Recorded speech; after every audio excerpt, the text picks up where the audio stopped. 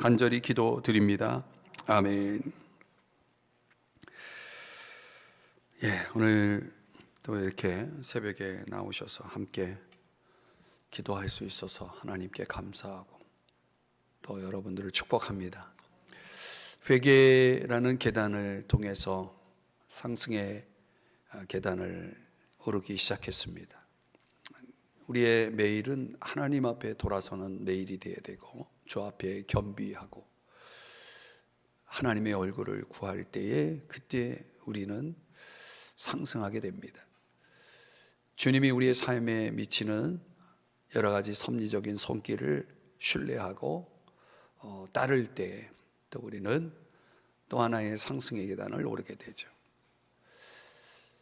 여호와의 집에 올라가자 할 때에 기뻐하며 그 대열에 참여하는 사람들, 여호와를 예배할 때 또 우리는 또 하나의 상승의 계단에 오르게 되죠.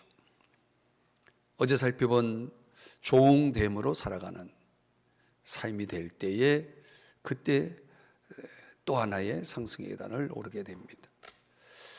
이제 오늘 다섯 번째, 오늘 우리가 1절에서 읽었죠. 우리 편이라는 단어가 나옵니다. 두 번 반복되죠. 우리 편에 계시지 아니하셨더라면. 자, 오늘은 도움의 노래를 함께 묵상하려고 합니다. 위기 중에 부르는 도움의 노래입니다. 우리 그리스도인들의 삶이라는 것은 평탄한 삶은 결코 아닙니다. 날마다 우리는 많은 위험을 만나게 됩니다. 유명한 찰스 스펄전 목사님은 우리 그리스도인들에 대해서 이렇게 정의를 했습니다. 우리 그리스도인들은 전능하신 하나님을 보호자로 둔 사람들이다. 전능하신 하나님을 보호자로 둔 사람들이다. 하나님은 어떤 분이십니까? 오늘 본문에 의하면 따라하실까요? 우리 편. 요즘 한참 유행인 오징어 게임이라는 여러분 잘 많이 들어보셨고 또 보신 분도 있을 텐데요. 누구 편이 되느냐에 굉장히 또 관심이 있고 또 거기에 주목하지 않습니까? 내가 누구 편에 설 것이냐. 우리 편이 누구냐가 굉장히 중요합니다. 근데 전능하신 하나님이 우리 편이다. 그러면 뭐 게임은 끝난 거죠. 그 인생 게임은 당연히 이기는 게임입니다. 다윗이 사무엘하 10장에 보면은 암몬 사람과 아람 사람들 어떤 큰 적의 군대가 이제 다윗을 공격해 옵니다. 이 군사력으로 따지면은 물리적인 힘으로 따지면 도저히 이길 수 없는 전쟁을 접한 것이죠. 그때 탄생한 노래가 오늘 시편 124편입니다. 얼마나 많은 적들이 몰려오면 그 적들을 묘사하는 표현이 3절 이하 5절에서 그런 표현이 나옵니다. 산채로 삼켰을 것이요. 마치 맹수가 아주 어마어마한 큰 괴물이 산채로 덤벼드는 것처럼 그 산채로 먹혔을 것이다. 이런 표현이 나오고, 물이 우리를 휩쓸며 갑자기 홍수가 밀려와가지고 모든 걸 쓰나미처럼 싹 쓸어버리는 그런 상황처럼 적의 군사들이 그렇게 밀려왔다는 것입니다. 갑작스러운 이런 적의 공격에 의해서 다윗이 얼마나 위기를 느꼈겠어요. 그때 124편의 상승의 노래가 탄생합니다. 15편의 상승의 노래 가운데 4개가 다윗의 시로 표제에 나와 있죠. 그 가운데 하나입니다. 자, 우리에게도 그런 물리적인 대항이 불가능한 참으로 미약한 우리로서는 감당하기 어려운 마치 홍수처럼 마치 큰 괴물처럼 우리를 삼키려 할 때에 그때 저와 여러분의 보호자가 전능의 하나님이라는 거예요. 그 하나님이 우리 편이 되어 주실 때 어떤 일이 일어날까?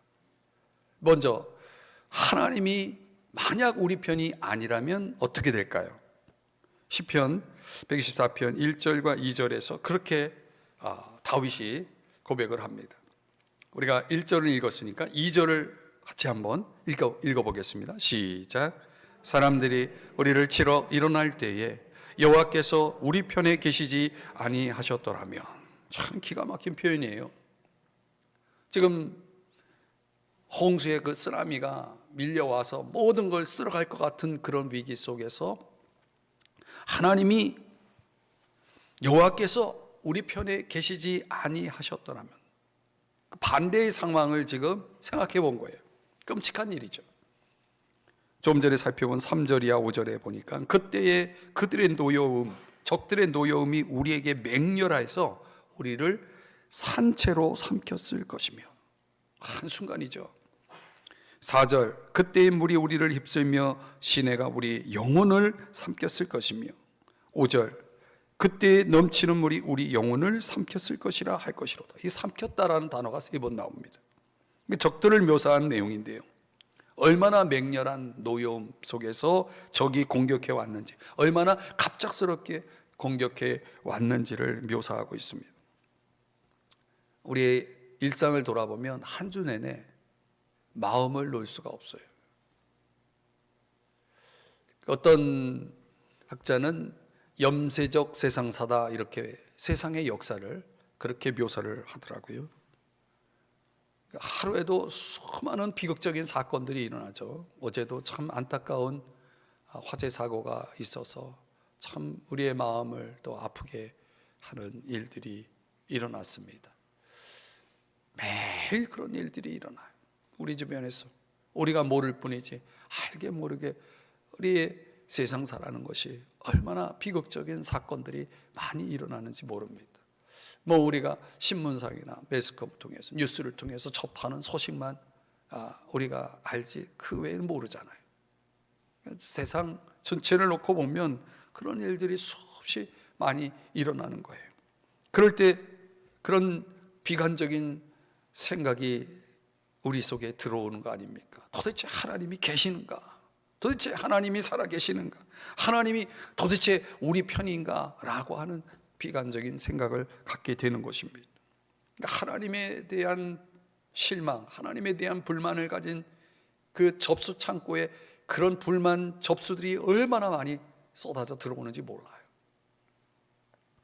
그럴 때 하나님에게 버려진 느낌이 들고 도대체 하나님이 내 편인 것 같지 않은 그런 상황일 때에 여러분 124편을 떠올리시라는 거예요. 하나님이 우리 편이시라는 거죠. 아멘. 하나님은 우리 편이시라는 거예요. 그러니까 다윗이 지금 최악의 상황을 겪으면서 그가 진솔하게 고백하고 있는 것입니다. 적어도 다윗의 고백, 그 신앙 고백 속에서 보면 우리는 태평할 때도 위태로울 때도 우리의 삶의 가장 기본이 되는 게 뭐냐? 하나님인 거예요. 하나님이 우리 편이 되는 게 중요한 거예요. 그래서 엄밀하게 이 1절, 2절은 뭔가 부정적으로 시작하는 것 같지만은 사실 위험에 관한 시라기보다는 하나님의 도움에 관한 시다, 이렇게 제목을 붙여야 됩니다. 그래서 5번째 상승의 계단의 키워드는 도움입니다. 도움. 하나님은 우리를 위험에 빠뜨려 놓고 방관하시는 분이 아니라 그 위험 속에서, 우리가 감당할 수 없는 위험 속에서 우리를 건져주시고 도우시는 하나님이시다, 이렇게 노래하고 있는 것입니다. 그러므로 여러분, 오늘 아무리 극한 상황일지라도 냉소주의자가 되지 말아야 됩니다. 비관주의자가 되지 말아야 됩니다. 염세주의자가 되지 말아야 됩니다. 왜냐하면 하나님이 우리 편이시거든요.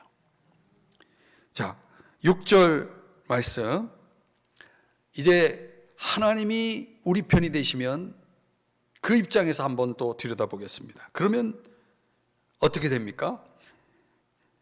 124편 6절 다 같이 읽어봅니다. 시작. 우리를 내주어 그들의 이에 씹히지 아니하게 하신 여호와를 찬송할지로다. 아멘. 그들이 지금 우리를 삼키려 하나 그들의 이에 씹히지 아니하게 하나님이 도우신다는 거죠. 7절에 보니까 7절도 같이 읽어봐요. 시작. 우리의 영혼이 사냥꾼의 올무에서 벗어난 새같이 되었나니 올무가 끊어짐으로 우리가 벗어났도다. 어떤 일이 벌어집니까? 하나님이 우리 편이 되시니까 사냥꾼의 올무에서 벗어난 새같이 되었다는 거예요. 분명히 올무에 걸렸는데 올무가 끊어졌어요. 벗어난 거예요. 8절 다 같이 읽습니다. 시작. 우리의 도움은 천지를 지으신 여호와의 이름에 있도다. 아멘. 하나님이 함께 하시고 하나님이 우리 편이 되시면 이런 일들이 일어나는 겁니다. 씹히지 않게 되고 적의 올무에서 벗어나게 되고, 그 우리 힘으로 할 수 없는 그런 위기지만 아무리 위기라도 하나님은 그보다 더 강하시기 때문에, 하나님은 전능하시기 때문에 우리를 넉넉하게 또 적절하게 도우실 줄 믿으시기 바랍니다. 우리 신앙인들의 삶은 뭐 우리뿐입니까? 이 세상 사람들의 살아가는 세상사라는 것은 언제라도 어떤 위기를 만날 수 있는 거죠. 그리스도인으로 살아가는 것은 더더욱 위험한 길을 걸어가는 것처럼 그런 하루하루의 순간순간의 위기 속에서 마치 외주를 타듯 걸어가고 있는 거예요. 사실은 우리가 그런 걸 잘 민감하게 느끼지 못해서 그렇죠. 운전을 하다 보면은 종종 그런 경험을 하게 되는 거거든요. 뭐 수시로 이곳저곳에서 사고가 생기고 조금만 방심해도 내가 잘못하는 게 아니라 막 다른 사람들이 잘못해서 사고가 나기도 하고, 참 그런 하루하루를 우리가 살아가면서 저와 여러분에게 필요한 것은 하나님을 우리 편으로 만드는 거예요. 물론 하나님은 우리 편이지만 우리도 하나님 편이 되어야죠. 그래서 필요한 게 뭡니까? 믿음, 소망, 사랑인 거죠. 믿음이라는 게 뭡니까? 항상 우리의 삶의 중심에 하나님을 모시고 살아가는 거예요. 여러분의 삶의 중심은 하나님이십니까? 그러셔야 돼요. 그게 하나님이 우리 편이 되도록 환경을 만드는 거예요. 하나님은 언제나 우리 편이신데 우리가 하나님 편이 아니면 그분의 도움을 받을 수가 없어요. 불가능하죠. 같이 편이 돼야지, 한쪽은 편이 되려고 하고 한쪽은 거부하면 그건 편이 될 수가 없는 거죠. 그 팀은 싸워봤자 지는 겁니다. 소망이라는 게 뭡니까? 한 치 앞을 내다볼 수 없다는 거 아니겠습니까? 한 치 앞을 내다볼 수 없지만 그러나 분명히 확신할 수 있는 것은 하나님이 나를 도우실 거라는 거죠.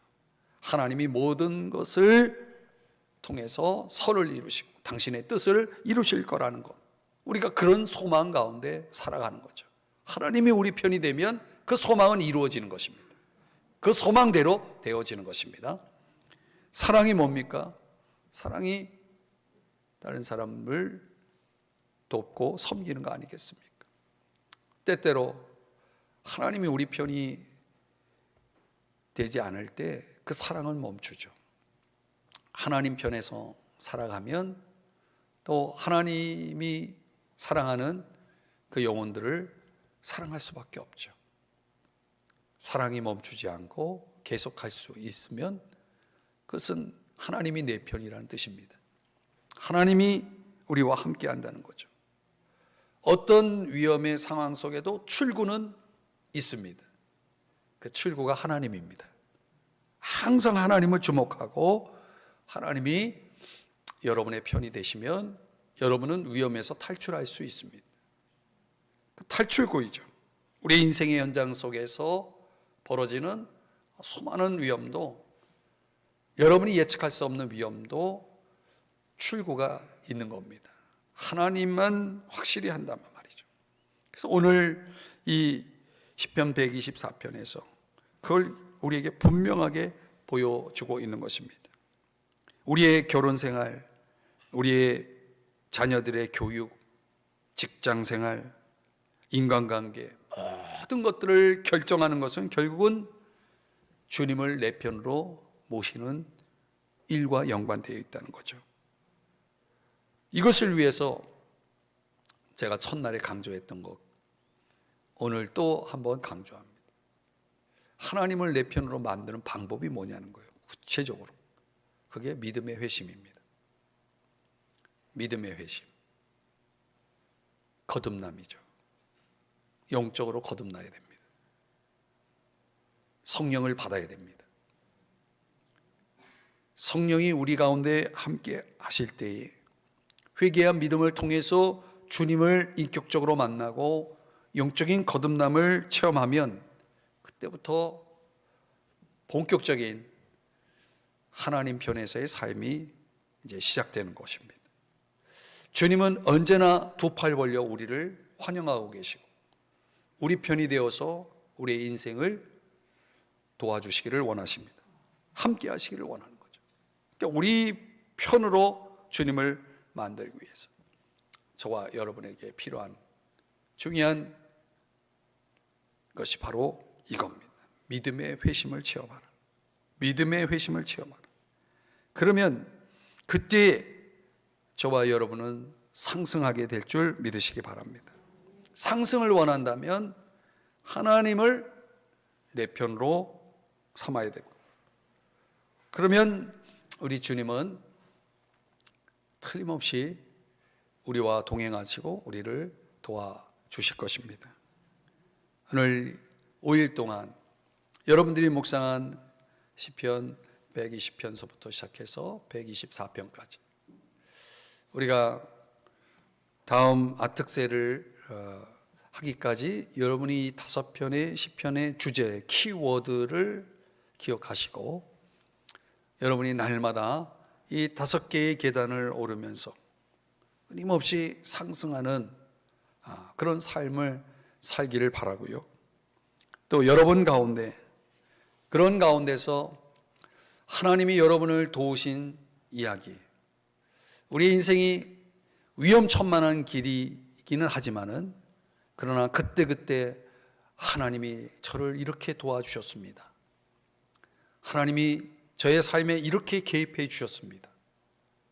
하나님이 여러분의 인생을 도우신 그 아름다운 이야기가 여러분의 입술을 통해 날마다 간증될 수 있도록 오늘 여러분들을 축복합니다.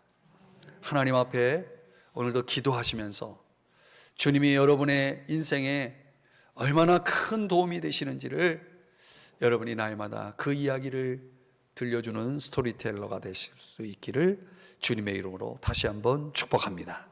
기도하겠습니다.